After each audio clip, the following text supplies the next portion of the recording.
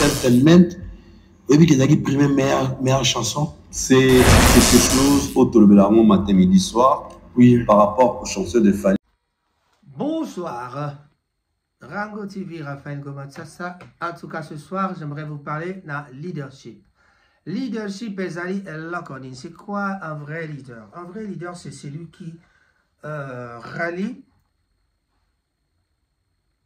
celui qui a pour mission d'allier le bien-être et la performance des collaborateurs au quotidien. C'est-à-dire, bien-être et quotidien, allier bien-être na performance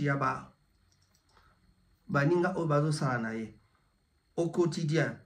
Il sait faire appel à ses intelligences. Ces intelligences multiples, notamment intelligence émotionnelle, intelligence situationnelle, etc., pour devenir un façonneur de valeur. Comme un façonneur de valeur, peut émotion sensationnelle, intelligence situationnelle, c'est-à-dire intelligence maillée, il y a situation, leader, un bon leader, Fazalana, aye contrôler l'émotion, aye contrôler intelligence naie ya situation. Donc à la situation maillé les ya koye contrôler la situation de ce yaka. Par exemple, l'élan ezali donc nazol ba on a cadre de la musique, le vrai leader c'est qui? C'est-à-dire bato mosusu ceux qui a yoki kaka balobi que concert na ezalaki mabe agitation komi ba émission salami belé ndenge ba leader na biso ya Congo basalaka soki kaka ba fingi moi muke to ba déranger moi muke na moi liloba muke abengi ba chroni fwati ba chroni mama ba chroni papa abengi ba chroni fwati ba komi kolobela ye ko fingela batu tout ça et komi donc ba guerre yango na live on a salaki to direct to salaki lelo na TikTok. On a parlé et à polémique où ezali kati na musique ya mboka Congo. Musique ya mboka Congo ezotambola na polémique. Bato soki osololi na elika mwana biote po na nini ozoloba bongo musique etambola ka bongo. Donc les gens acceptent seulement bato ba finga na ka na bango eza bien pour que ma solo ezala bien la musique il faut polémique ezala. Est-ce que polémique yango nde mutezo sala que bato bazala bien? Bon. Déjà, on a dit que le leader a bien azali, le leader a bien azali, faut contrôler les émotions, faut y avoir la situation, intelligence situationnelle les analyses, ça na maillé tant ma cambozo ya la groupe, tant baza ko finga bino, tant baza ko lobela bino. Ne pas toujours répondre. Ce que vous répondre, il faut la rappeler intelligent. On parle de l'intelligence émotionnelle, intelligence situationnelle. C'est-à-dire, dans tant que ma camboza il faut que ben là on ni to lobela bato wana et là on ni neni na kosolana bato. Donc, mais tout le monde a siko ba leader na biso ezakaka. Soki kaka batangi kombo na ye na ndenge moko boye ekomi a petit yokendebo, petit yokendebo, petit yokendebo. Donc ba émission ekomi ah nanyo yaka lobelanga bolonga moni kuma mondi ala lobike bete pena réponse. OK, viena tumbaye ya tumbaye. Donc bazoya parce que je regarde un peu na mona mutu moko boye abeta randule na orchestre mususu mais alobelanga mingi makambo ya leader moko. Peut-être azolinga se transformer en musicien chroniqueur ou bien azali kaka musicien mais loko lazana quand il y a moto o ya yo kanaka bien na leader ya groupe wana mususu par rapport à leader na bango alifa banda robeta masolo ya leader wana omoni ba chronique oyo ba Zakari baba se ba salaka ezali biloko moko lelo yo et sala bango ba vandisa masolo mais na awa to komi na ba 2024 2023 2024 sikoyo. Il faut que makambo changer vitesse à makambo leki makasi. Maloba nyonso koloba mabe to fingi moto to lobeli moto mabe e baka ke ekozongela yo. Ya ono mona bato mususu asalaki bato mabe pe si malangwa eko senga pardon. Ko senga pardon ezali bien mais ndenge lokwa na mona ki moninga moko asalaki démonstration moko na internet, c'est-à-dire tu demandes pardon mais bapesi yo papier duplicateur oyo eza ya sika ebimi boye soki okomeli yango etikali toujours papier etikali toujours plat mais soki papier wana ezali so na ntina te okamati ofroise yango obwaki yango après babino lokota papier wana okamata yango ozongisa yango ndenge ezalaki papier duplicateur aussi bafroise ebebi kobeba ekozongaka jamais na lolenge moko ya bien donc ekozonga bien lisusu te donc kokanisa te ke soki osengi moto pardon nde esali bien ezali malamu na biso bato mais soki osali moto mabe de préférence senga pardon epai ya nzambe pamba te biso bato ya mokili ta mosusu nakolimbisa yo na ndenge moko ya lokuta mais soki moto asali moto mabe esengaka asenga na ye pardon epai ya nzambe. Je crois que la meilleure façon ya koeffacer pardon ya kolongola vraiment li mabe moko osalaki na moninga ezali kaka il faut osenga pardon epai ya nzambe. Donc biso bato ya mokili kolimbisana na biso est-ce que ezalaka sincère? Est-ce que ezalaka vraiment sincère? Oui, moto akoloba no eza sincère mais mokolo mosusu osali faut pas akoloba na yo lisusu akozongisela yo kaka na makambo wana. Alors, si comme ma finga ezoleka entre ba musiciens, est-ce que entre ba musiciens, ba polémique ezosala ke bango bazokamata kofingana kolobana. Musicien ba yambi yo na epai mosusu, mosala nini musicien na osala, oh leader na so leader moko bien. Kutu so bando pesa mota bina ko banana na leader na ngai. Alongo la kutu ekoti, ba respect moko donc kutu. Na yebite atako biso ba patron ba dans la biso ba to sala na ba bureau ba patron to dans la ba on a ba bureau na yebite so ke zalaki ka bongo surtout na Kinshasa na so ngapa en Afrique parce que ça ba makamta biso ya mboka nous on a travaillé avec honorable qui sont mais quand je voyais le président le directeur général le PDG je lui saluais normal et puis voilà quoi mais biso comme mutaye tout droit kangami le quoi soda so sala autant non je ne comprends pas ça. On dirait comment moi ma solo moko ya na éviter comment les nem sous ko banga topelo quoi ba musique ba wela kama koya na ba poto tout orchestre na etambo si na poto te batu bazo luka bazlo ba donc ba pesa ba respect moko ya makasi na moto pour que baloba ke voilà to commémorer na poto prochainement. Donc voilà un peu ça. Donc le vrai leader est Ali moto oyo aza la mission ko sangisa ba bien-être ya bato pe performance na mosala ya ba collaborateur na au quotidien donc au jour le jour. Alors ayebi pe ko kamato ça l'appelle la ba intelligence na ye multiple ba intelligence ndenge bele ko ça l'appelle notamment intelligence émotionnelle et ko ça l'appelle intelligence situationnelle etc. Donc soki makambo eza ko ya na groupe fayeba parce que na ba groupe na lisanga to esika bato bali basangani bazali mo ebele ba problème ya kaka donc okomona batu bazali esika moko me bazana bango penza esika moko te parce que ba caractère comme ka ebele sur bato ba ebele. Alors okomona musicien 1 na musicien 2 bazwani mo problème moko ba komi ko swana pour éviter que swana c'est le leader qui doit essayer à allier intelligence na ye akamata alongola ba émotion ata la situation ni neza koleka kati na groupe ko résoudre ba problème voilà et puis bato pe bazalaka bazali na orchestre baso tala orchestre kuna bango balataka bien bafutaka bango bien balataka bien donc faut leader aye ba pe ko soigner bato na ye pour que akoka ko salela akoka ko créer ba valeur donc pour devenir un façonneur des valeurs oza ko façonner ba valeur humaine Ozako façonner ma valeur humaine par rapport à art par exemple musique. Alors la musique au Congo tout dernièrement moi problème il y a la musique na biso au Congo.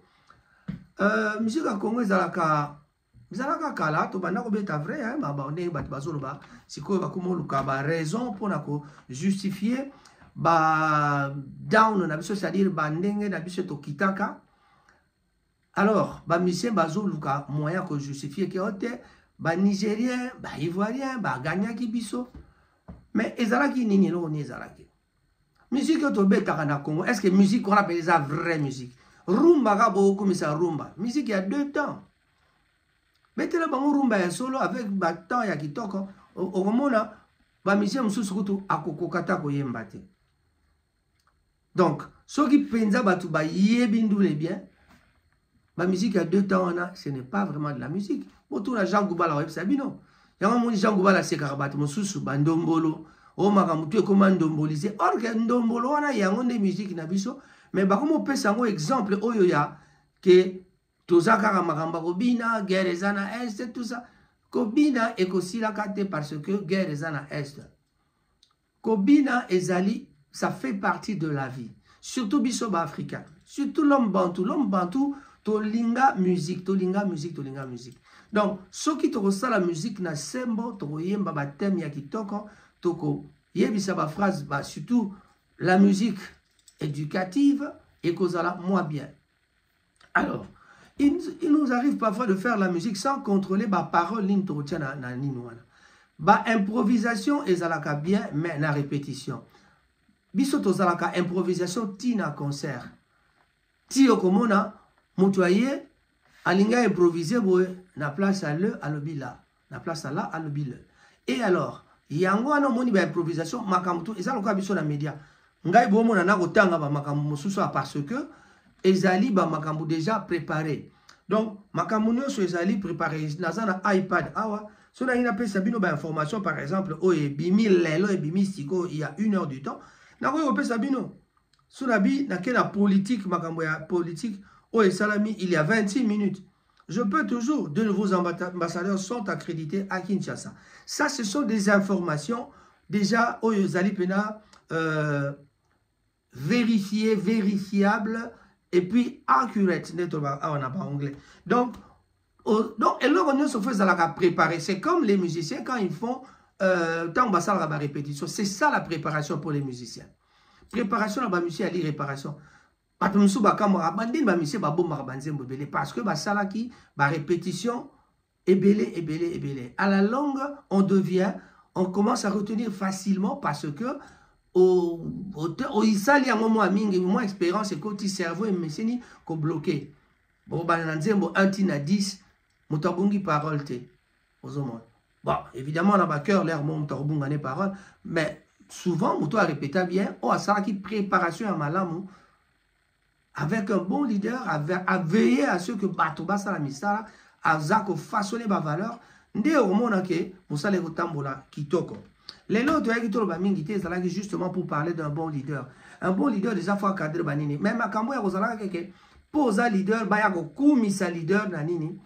Je crois que Yawana a raison, parce que même si on était un peu, on savait un peu faire le chant, mais parce que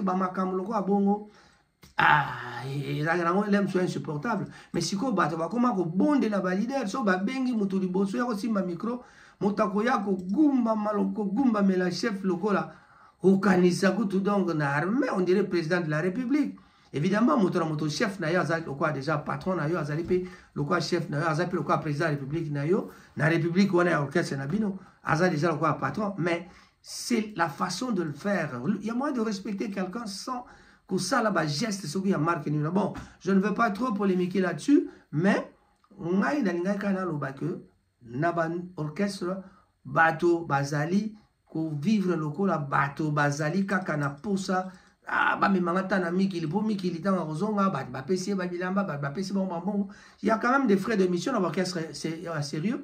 Bah, on peut savoir, on est au salaire que mon toazongi qui tient sa famille, et puis moi 100, moi 200, et ça là, moi genre. Mais je crois que le leader n'a besoin de Zali, n'a besoin de leader à Congo, bah, bandapé qui occupe la mission à Bango très bien. Donc, bah, m'sous tout, car que bazarout na salaire, bah, foutamana noté, et l'oroté, et l'oroté.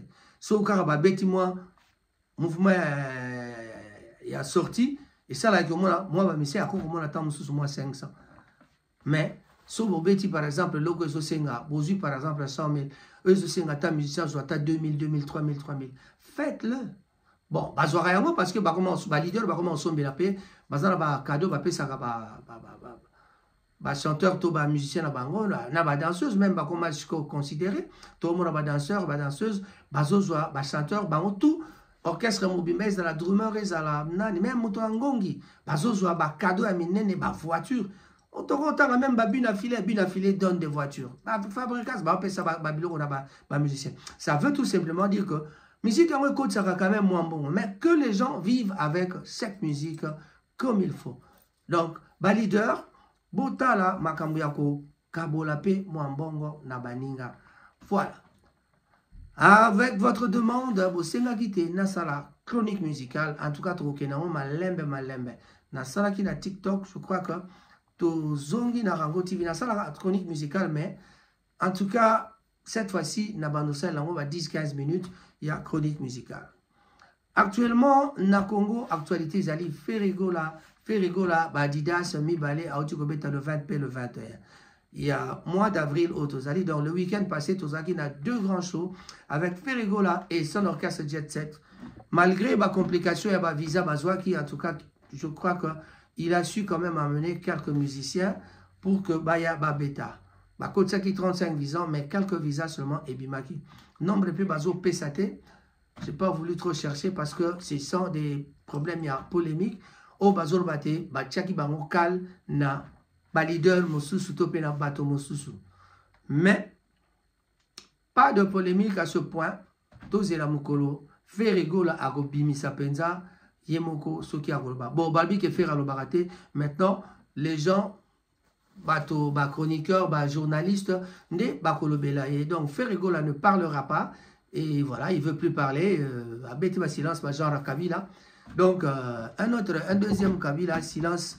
Et les guignols sur Babi silence, c'est soit Kalogola, Sogonini. Mais, Oyoka Kamutaza concerné la Makamao, Mutaoyoka, pas si n'a silence, il y a Ferrigola.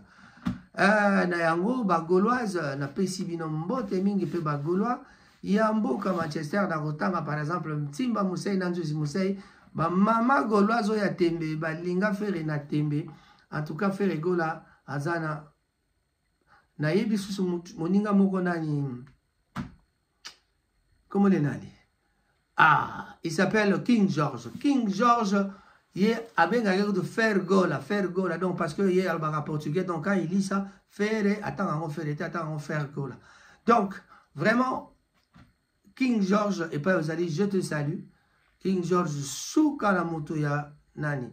Alors, on parlera aussi de Trésor Okoko, le millionnaire congolais de Manchester, Yepena, na Ferrigola, Balobi, Sataku Foroboma. Et d'ailleurs, on a entendu Ferrigola immortaliser Trésor Okoko, na Katia Masolo ya Arena. Donc, na Arena, certainement le 15 juin, et Kozala Pe Susu na Genève. La Genève, en tout cas, Kuna et Kozala Matata Toebi que ba erreur y a passé, c'est-à-dire ba erreur ou ba sali na ba concert précédent, ba Kobongisa pour que Ezala kitoko kolega. Je crois que Ferrigola ayoki ba critique et belé na bandi ba chaîne de télévision Oleka. Donc voilà quoi. On a vu un Ferrigola très performant. Azala qui stressait, mais à la qui stresse en côté, il a fait de tout son mieux pour que Asima Moussalanaï. Et je termine avec ces mots en disant un grand bonjour à Lopez Sambi. En tout cas, grand prêtre Lopez Sambi, prêtre à Manchester. Donc, c'est mon petit frère Lopez Sambi, le géant Talamoulaï, zone Kovo, et à propre. Et salabi bongo pa Rasta Barber Shop yende mikolo aza usala ba mandefu talaba makamninga za bakoto donc c'est Rasta Barber Shop et je finis avec ces mots. Tobo sanité jeudi, vendredi, samedi, dimanche bisoban sotokutana na Caribou jeudi, vendredi, dimanche na soir à partir de 18h Caribou ezali kofungama ba programme a été zakuya tokofungula bien avant. Lelo tozali mo le 23